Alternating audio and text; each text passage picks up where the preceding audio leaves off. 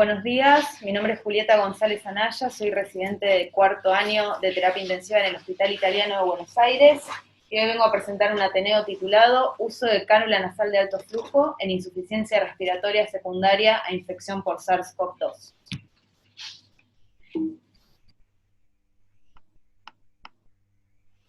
Bien, respecto a este tema tenemos muchas preguntas y muy pocas respuestas. Es un tema controversial que ha llevado a las distintas comunidades médicas al desarrollo de distintos trabajos para tratar de evaluar la eficacia del tratamiento con cánula de alto flujo en relación a la ventilación mecánica invasiva. En base a esto, mi idea fue formular una serie de preguntas y en base a ellas buscar bibliografía relacionada y tratar de responderlas. Nuestra primera pregunta sería, ¿la cánula de alto flujo es un tratamiento efectivo en la insuficiencia respiratoria por COVID-19? ¿La implementación de la cánula de alto flujo evitaría el requerimiento de intubación orotraqueal? Si retardamos el proceso de intubación orotraqueal, ¿el outcome del paciente empeora? ¿El uso de cánula de alto flujo en pacientes con COVID pondría en riesgo al personal de salud? Y en caso de que fuese efectiva y segura, ¿cuáles serían los criterios de falla para proceder con la intubación orotraqueal? Bien, este es el primer trabajo del que vamos a charlar, que se publicó en una revista canadiense de anestesiología, que se titula Cánula de alto flujo en la hipoxemia, insuficiencia respiratoria hipoxémica con COVID-19, es una revisión sistemática, que básicamente consta de una revisión primaria y una revisión secundaria. Se llevó a cabo en mayo del año 2020, se utilizaron estudios controlados aleatorizados que incluían pacientes que iban en un rango de 17 hasta 400 y que evaluaban como outcome primario el uso de cánula de alto flujo versus oxigenoterapia convencional. Los resultados de estos dos ensayos controlados fueron que la cánula de alto flujo reduciría la necesidad de intubación en comparación con la oxigenoterapia convencional. Los resultados no presentaron diferencias en la mortalidad, disnea o comodidad informada por los pacientes que requirieron este tratamiento. Las complicaciones que se informaban eran leves y un solo trabajo mostró complicaciones graves que incluían arritmias cardíacas, shock séptico, paro cardiorrespiratorio y neumonías nosocomiales. La incidencia de complicaciones en relación cánula de alto flujo versus oxigenoterapia convencional fueron similares o menores a favor de la cánula de alto flujo. Bien, la revisión secundaria de este metaanálisis trataba de evaluar la dispersión de gota, generación de aerosoles o transmisión viral con la terapia con cánula de alto flujo. En total, ellos pudieron juntar 7 trabajos que mostraron dispersión de gota y que medían de distintas maneras hasta qué distancia esas gotas alcanzaban la boca o la nariz del paciente. Ahí, como pueden ver en el gráfico, están los 7 trabajos. Básicamente fueron realizados en voluntarios sanos o en pacientes simulados y cada uno trataba de evaluar la diferencia de cánula de alto flujo a distintos flujos versus máscara de reservorio, cánula convencional o respiración espontánea. La realidad es que los resultados fueron dispares. Algunos trabajos muestran que con cánula de alto flujo a 30 litros por minuto no aumentaría el riesgo de dispersión. Otros muestran que tanto a 30 como a 60 el riesgo de dispersión es nulo o es bajo en comparación con estrategias convencionales, y otros muestran que la cánula de alto flujo tiene claramente una distancia más larga de dispersión respecto a la máscara de reservorio o la ventilación espontánea. De esto lo que podemos concluir es que la evidencia muestra hallazgos que son inciertos con respecto a la dispersión de gota y la generación de aerosoles en CAF, y que no se dispuso evidencia directa aplicable a COVID-19 para los riesgos relacionados con la infección, ya que ninguno de estos trabajos utilizó pacientes infectados con COVID-19, sino con pacientes sanos, voluntarios o simplemente con simuladores. Bien, este segundo trabajo tenía como objetivo analizar la efectividad del tratamiento con cánula de alto flujo e identificar las variables que predicen el fracaso en pacientes con COVID-19 con insuficiencia respiratoria hipoxémica aguda. El diseño del estudio era un estudio de cohorte retrospectivo multicéntrico que se llevó a cabo en 3 hospitales terciarios de Wuhan, China, cuando inició la pandemia por COVID-19, e incluyó 43 pacientes adultos que presentaban un resultado positivo para COVID, insuficiencia respiratoria hipoxémica aguda y que estaban tratados con cánula de alto flujo. Los resultados de este trabajo fueron los siguientes. La falla con cánula de alto flujo se identificó en un total de 20 pacientes, que representó el 46,5%. De esos 20 pacientes, 13 requirieron intubación orotraqueal, que representó el 30%. Y los restantes pacientes, en un total de 7, fallecieron, representando el 16%.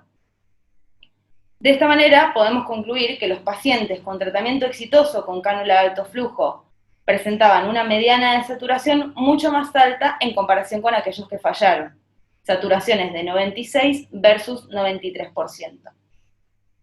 De esto podemos desprender que la cánula de alto flujo podría ser eficaz en pacientes con enfermedad por COVID-19 que presenten insuficiencia respiratoria hipoxémica, que la falla en el tratamiento con cánula de alto flujo se asocia a un mal pronóstico, y que el sexo masculino y la baja saturación de oxígeno al ingreso fueron 2 predictores independientes de fallo con cánula de alto flujo.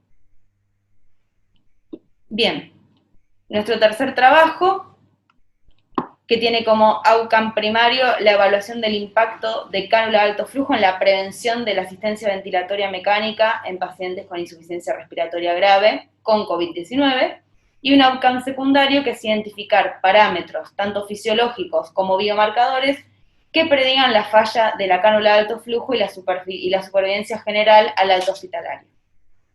El diseño de este trabajo es un estudio observacional prospectivo multicéntrico. Fue llevado a cabo en Ciudad del Cabo, Sudáfrica, del 19 de abril al 30 de junio del 2020. Incluyó un total de 293 pacientes, que presentaban una mediana de edad de 52 años, el 56% era sexo masculino, la duración media de los síntomas hasta el inicio de la cánula de alto flujo fue 7 días, y lo más relevante es que presentaban comorbilidades asociadas, entre las que se incluyeron diabetes en un 60%, hipertensión arterial en un 45%, obesidad en un 52% e infección por HIV en un 15%. Los investigadores definieron insuficiencia respiratoria grave a aquellos pacientes que presentaran frecuencia respiratoria más de 30 por minuto, una saturación de oxígeno de 92% con máscara de reservorio a 15 litros o una PAFI menor a 150. El inicio del tratamiento con cánula de alto flujo quedó a criterio del equipo médico tratante.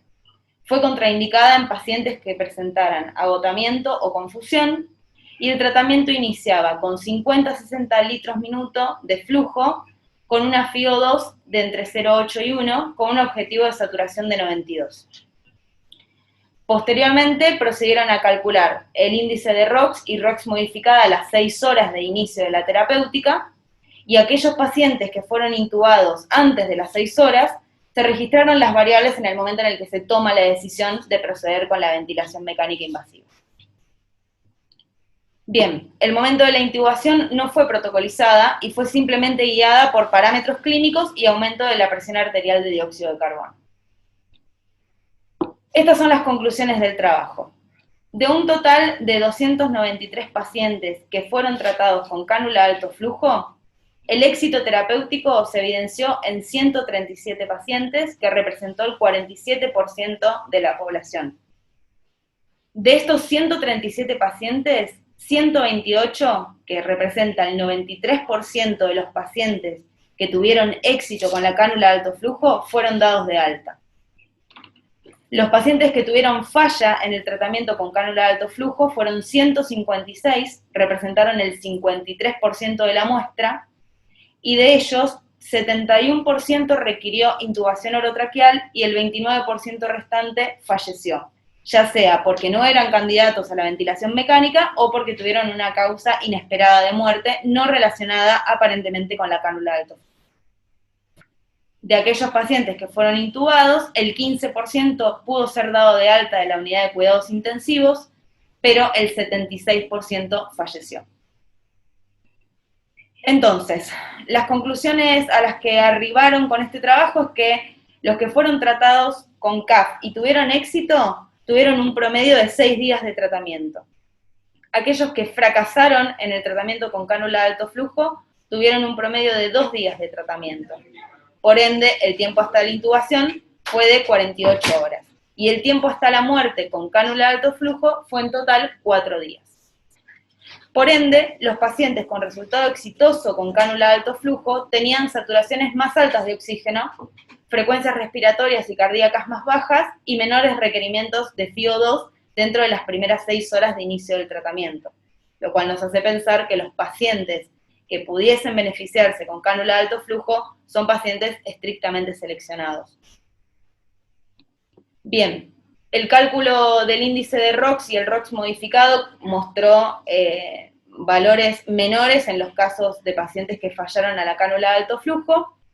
6%, que representaba el 17 pacientes, fracasaron antes de las 6 horas, y las conclusiones que se extraen de este trabajo es que la cánula de alto flujo se podría utilizar con éxito para evitar la ventilación mecánica, incluso en aquellos pacientes con hipoxemia profunda, que el tratamiento fracasó en algo más de la mitad de la cohorte de pacientes y que la mortalidad en ese grupo que presentó fracaso fue alta, y que la CAF podría retrasar la necesidad de una intubación orotraqueal inevitable y de esa manera empeorar el outcome del paciente.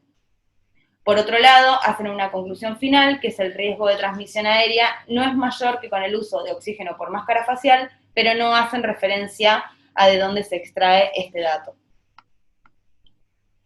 Bien, y por último, en base a esta última conclusión que sacamos del trabajo anterior, que es que aquellos pacientes que van a ser inevitablemente intubados y tardamos en llegar a esa intubación, es ver qué efectos tiene el timing de intubación en pacientes con COVID.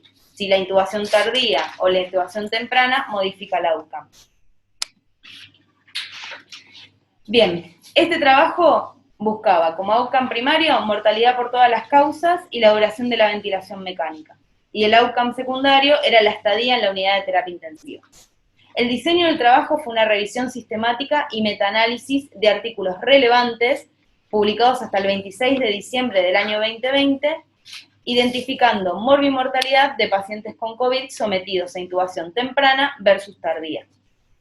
La intubación temprana fue definida en las primeras 24 horas del ingreso a la unidad de cuidados intensivos y la tardía fue 24 horas posterior al ingreso a la unidad de cuidados intensivos. Bien, se recabaron en total 12 estudios que fueron provenientes de Asia, África, Europa y América, involucraron un total de 8.900 pacientes que presentaban infección por COVID y que estaban críticamente enfermos, admitidos en la unidad de cuidados intensivos. Los resultados del trabajo es que no hubo diferencia estadísticamente significativa en la mortalidad por todas las causas, en la duración de la ventilación mecánica, ni en la estadía en la terapia intensiva entre los pacientes sometidos a una intubación temprana versus una intubación tardía. La conclusión de este trabajo es que el momento de la intubación parecería no tener efecto sobre la mortalidad y la morbilidad de los pacientes enfermos por COVID y serían candidatos a lo que se define como wait and see y de fijarnos si el paciente evoluciona hacia el requerimiento de la intubación orotraqueal o no. Bien, en base a esta revisión bibliográfica que acabamos de hacer, vamos a intentar contestar las preguntas que planteamos al inicio del Ateneo. Nuestra primera pregunta era si la cánula de alto flujo es un tratamiento efectivo en la insuficiencia respiratoria por COVID-19. La evidencia demuestra que parecería ser un tratamiento efectivo, pero solamente en pacientes seleccionados con criterios claros al ingreso a la terapia intensiva, que consta de parámetros gasométricos y de evaluación clínica del paciente. La segunda pregunta sería, ¿la implementación de CAF evita el requerimiento de intubación orotraqueal? En algunos casos podría evitar el requerimiento, siendo la evaluación del paciente al ingreso crucial para determinar su potencial beneficio. Esta pregunta se complementa con la primera, respecto a que es muy importante evaluar al inicio el estado de nuestros pacientes, ver qué comorbilidades nuestro paciente presenta, cuántos días lleva de infección y si realmente sería beneficioso intentar una terapia con cánula de alto flujo o si directamente procederíamos con la ventilación mecánica invasiva. Bien, retardar el proceso de intubación, ¿empeora el outcome de los pacientes? Algunos de los trabajos que pudimos analizar muestran que sí, que el proceso de intubación tardía empeora el outcome, pero el trabajo más fuerte que encontramos respecto a intubación tardía versus temprana muestra que no habría consecuencias en el outcome final si uno intuba a su paciente de forma precoz o de forma tardía. Sin embargo, aún hacen falta más estudios para poder arribar a una conclusión certera. ¿El uso de cánula de alto flujo en COVID pone en riesgo al personal de salud? Este punto es controversial, ya que los estudios no fueron desarrollados con pacientes con COVID-19 y en su mayoría eran estudios de simulación o con pacientes sanos. Uno solo de los estudios que pudimos ver en el Ateneo del día de hoy trataba de mostrar dispersión de bacilos gram negativos en pacientes con neumonía intrahospitalaria por estos gérmenes, y la realidad es que la capacidad de aerosolización de las bacterias no es comparable con la aerosolización viral y mucho menos en la infección por COVID-19, así que no podría permitirnos a nosotros arribar a una conclusión certera que nos permita utilizar la cánula de alto flujo con seguridad. Sin embargo, el uso del equipo de protección personal 3, la presión negativa, la puerta cerrada en la habitación y el uso de un barbijo por encima de la cánula de alto flujo disminuye claramente el riesgo de contagio.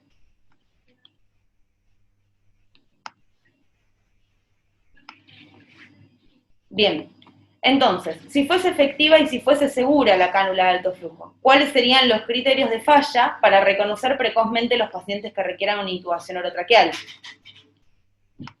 Para responder esta pregunta, tendríamos que hacer una evaluación del índice de ROX a las 6, 12 y 24 horas de instaurado el tratamiento con cánula de alto flujo, pero este índice presenta una limitante, que es que no evalúa el esfuerzo ni la mecánica ventilatoria de nuestros pacientes.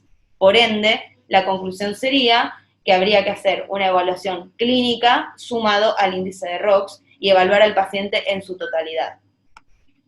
Para finalizar, acá les dejo un gráfico donde muestra las 2 horas, 6 horas y 12 horas el valor del índice de ROX para predictores de falla en el uso de cánula de alto flujo. Desde ya muchísimas gracias y cualquier duda estoy a su disposición.